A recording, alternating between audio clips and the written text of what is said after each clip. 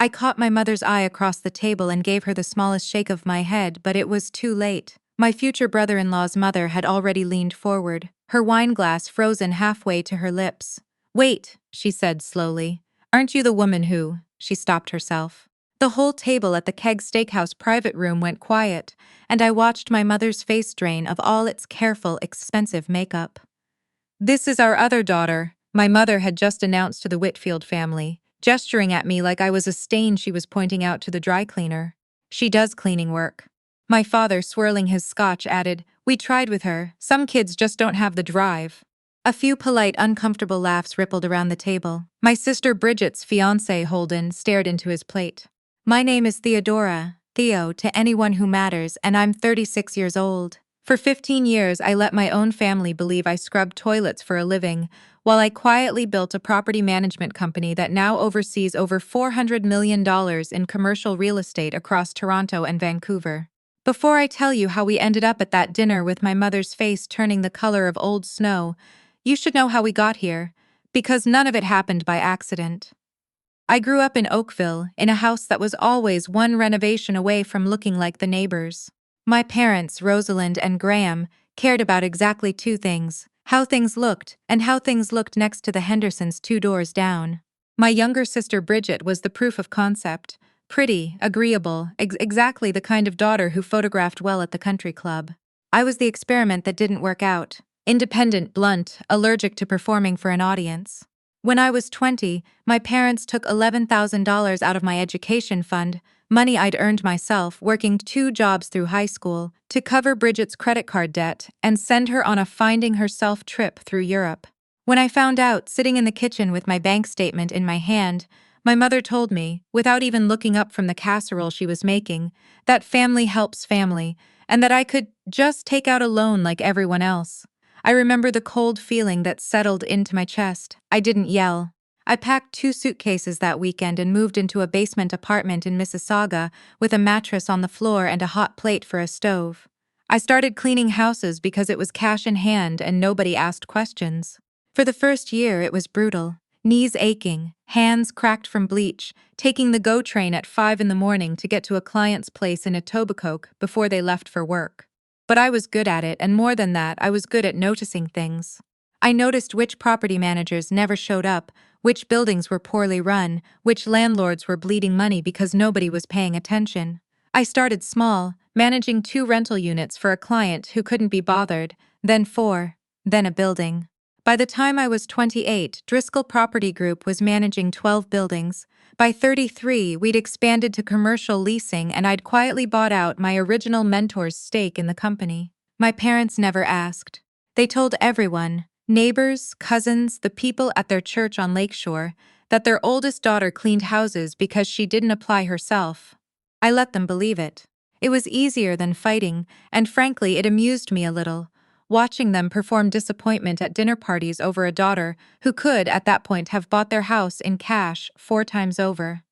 Bridget, meanwhile, never stopped needing rescuing. A car loan here, a business idea there that ate through $20,000 in 6 months. My parents always found the money somewhere, usually by mentioning pointedly that I never helped with anything, never came to family events, never contributed. What they meant was I never handed over checks. Then Bridget got engaged to Holden Whitfield, whose mother, Constance, ran a regional banking division out of Bay Street, and suddenly my parents discovered manners. Suddenly there was an engagement dinner at a private room at the Keg, and suddenly I was invited. Not because anyone wanted me there, but because Bridget needed a full family for the photos, and uninviting me would have raised questions they didn't want raised. I almost didn't go. But 3 weeks before, I'd had a brief, strange encounter at a charity gala downtown, the kind of black-tie real estate event my company sponsored a table at every year, where I'd spent 20 minutes talking shop with a sharp, funny woman named Constance about a struggling commercial block on King Street that her bank held the mortgage on. We'd exchanged cards. I hadn't thought much of it. I didn't know, until I walked into that private dining room 3 weeks later, that Constance Whitfield was about to become my sister's mother-in-law. So there she was, mid-sentence, staring at me with dawning recognition while my mother had just finished telling her I cleaned houses for a living. "Aren't you the woman who—" Constance started again, and I gave her a small, deliberate shake of my head. Not yet. She caught it instantly. She hadn't built a career in banking by missing cues, and to my eternal gratitude, she simply smiled, picked her wine back up, and said, "You know, you remind me of someone." Never mind. My mother visibly relaxed, mistaking the moment for a coincidence dodged rather than a kindness extended. I should have known the night wouldn't end there. About 40 minutes later, over the second course, my mother leaned toward me with that overly sweet smile she used when she wanted something. "Theo, sweetheart, since you're here, Bridget's florist needs a deposit by Friday and there's been a mix-up with the venue payment. Just $2,200. You can transfer it tonight, can't you? It would mean so much to your sister." She said it loudly enough for the table to hear, framing it as generosity I was about to extend rather than money I was about to be guilted into. My father added helpfully, "She does fine for herself. Cleaning ladies make decent money these days with the right clients." Another ripple of laughter, smaller this time, more uncertain, because Holden's father had actually looked at me properly for the first time that night, like he was doing math. I didn't argue. I never argue with my parents in public. It never goes anywhere good. I just said, "Of course," and excused myself to the washroom, where I called my assistant, Priscilla, not to transfer money, but to pull together a few documents I had a feeling I'd need sooner rather than later. 2 weeks before the wedding, things accelerated. My mother called me at 7 in the morning, her voice tight in a way I recognized from childhood. The voice she used right before asking for something she already considered owed to her. "We need your social insurance number," she said. "For the wedding insurance policy, your father's been listed as the policyholder, and apparently we need a family member's information for the rider." It made no sense. Wedding insurance doesn't require a sibling's SIN, but I gave it to her anyway, because I wanted to see what would happen. What happened was that 4 days later I got an alert from my credit monitoring service. Someone had attempted to open a line of credit in my name at a furniture retailer in Mississauga for just under $9,000. The application had used my SIN, my old Oakville address, and this was the detail that told me everything. Bridget's cell phone number as the contact line. I didn't call the police immediately. I'm not in the business of public scenes when a quieter solution serves better. Instead, I called Priscilla again, and I called a colleague of mine, a forensic accountant named Marguerite. No, wait, I called Odette, who I'd worked with on 2 prior fraud cases involving tenants, and asked her to pull together a clean timeline, the credit application, the originating IP address, which traced unsurprisingly to my parents' home Wi-Fi network, and the contact number used, which traced directly back to my sister. I went to my sister's apartment that Thursday evening, the week before the wedding, and I sat across from her at her kitchen table. She still had the bridesmaid dress fabric swatches spread out, picking colors for a wedding she apparently couldn't afford the flowers for without my money, and yet had somehow found $9,000 worth of credit applications in my name. I put the printout in front of her. She went white, then defensive, then she cried, which was always Bridget's move when cornered. "Mom said it would be fine. She said you'd never even notice. She said you owed it to the family after everything." I asked her what exactly I owed. She didn't have an answer. I told her I wasn't going to make a scene at her wedding. I told her I was simply done being the family's emergency fund. She didn't believe me. Nobody in my family had ever believed me when I said no, because I had never once made them feel the consequences of ignoring it. The wedding was at a restored heritage estate outside Niagara-on-the-Lake, the kind of venue that costs more for one weekend than most people's mortgages. 3 days before the event, my mother called again, this time telling me to come early and help tidy up the bridal suite and the reception hall before the planner arrived. "Since you're good at that sort of thing anyway." I went, I cleaned, I said nothing. I wanted very specifically to be the only person in that building before anyone else arrived, because there were a few things I needed to confirm with the estate's events manager, a woman named Genevieve, who I'd actually done business with twice before, managing a separate property she co-owned. She recognized me immediately, called me by name in front of my mother, and asked if I was there in a professional capacity. My mother laughed it off as a misunderstanding. Genevieve didn't correct her, neither did I, not yet. The morning of the wedding, my father stopped me near the kitchen entrance, the staff entrance, which he'd assumed naturally was the one I'd use, and handed me his car keys. "The valet's swamped, just park it around back for me, would you? And there's a few boxes of centerpieces in the trunk, bring those in too." I looked at him for a long moment. Then I took the keys, walked out to his leased Audi, and drove it to the front of the estate instead of the back, where I handed the keys to the actual valet along with $100 tip and asked someone from the catering staff to bring in the centerpieces. I didn't park a single car that day. I'd done enough parking metaphorically for 36 years. The reception was beautiful, I'll give my mother that.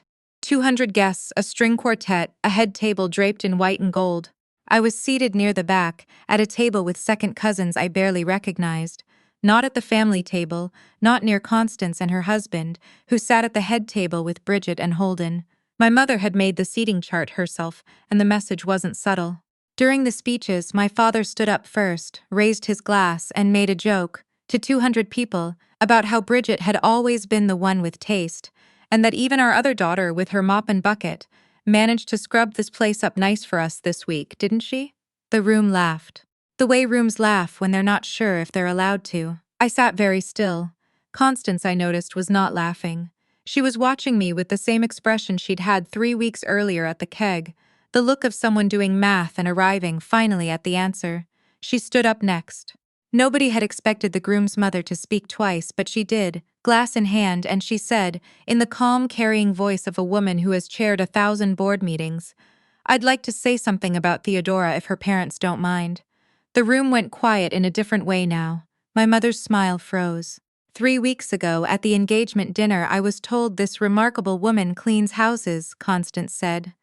I want to clarify something because I think there's been a misunderstanding running rather a long time in this family. Theodora Driscoll's company holds the mortgage, through one of our commercial portfolios, on 3 buildings I personally manage relationships for at the bank, including the very building Holden's accounting firm operates out of. She didn't scrub this venue clean this week out of necessity. She owns the management contract for 2 other properties this estate's owners hold. I've sat across a boardroom table from her. I would not have agreed to seat my family at this wedding if I'd known she'd be treated like the help, because she is, by a wide margin, the most successful person in this room tonight. She lifted her glass. To Theodora. And to people who are underestimated by the very families who should know better. I have never in my life heard a room go that silent. My mother's face, and I mean this literally, turned the color of the tablecloth. My father set his glass down so hard the stem cracked. Bridget looked at me with an expression I couldn't entirely read, somewhere between betrayal and the dawning horror of realizing every favor she'd ever guilted out of me had been borrowed from someone who could have bought the venue outright. I didn't gloat. I stood, thanked Constance quietly, and said only this to the room. I've cleaned a lot of things in my life. Houses, offices, my own name after my sister opened a line of credit, used my insurance number 2 weeks ago. I let that sit for exactly as long as it needed to. I'm not here to ruin anyone's wedding. I came because Bridget asked me to, and because despite everything, I love my sister. But I won't be quietly handed any more bills, real or fraudulent, by people who've spent 15 years telling their friends I wasn't worth their respect. I turned to my parents. You don't have to be proud of me. You just have to stop lying about me to make yourselves feel better. I left before dessert. I didn't slam any doors. I didn't cry in the car. Though I came close on the QEW somewhere past Burlington, the city lights blurring a little before I blinked them clear. My phone didn't stop buzzing for 3 days, my mother alternating between fury and a strange, syrupy attempt at reconciliation. My father saying nothing at all, which from him was its own kind of answer. Bridget called me a week later, no longer crying, just quiet. She said she'd known about the credit application before it happened, that our mother had framed it as something I'd barely notice, and that she was sorry, properly sorry, in a way I hadn't heard from her since we were kids. I told her I needed time, real time, not a performance of time before the next family event required my presence and forgiveness on schedule. She said she understood. I think for the first time she actually did. I didn't press charges against my sister, though I made it clear to my parents, in a single calm phone call 2 weeks later, that the fraudulent application had been reported and documented, and that if anything like it ever happened again, the next conversation would happen through my lawyer rather than over the phone. My mother tried, one more time, to reframe the whole evening as me embarrassing the family in public, as though Constance's toast had been my doing rather than 36 years of arithmetic finally being shown its work. I still own the cleaning company, as it happens. I never sold it. It's small now, 3 employees, mostly there because the first client I ever had, an elderly widow on Lakeshore Road, still calls me every spring, and I still go myself sometimes, on a Saturday, just to do her windows and sit with her over tea because some things you don't let go of, just because you don't need the money anymore. My mother would call that proof I never really left the help behind. I call it the only inheritance from this family I ever actually wanted to keep.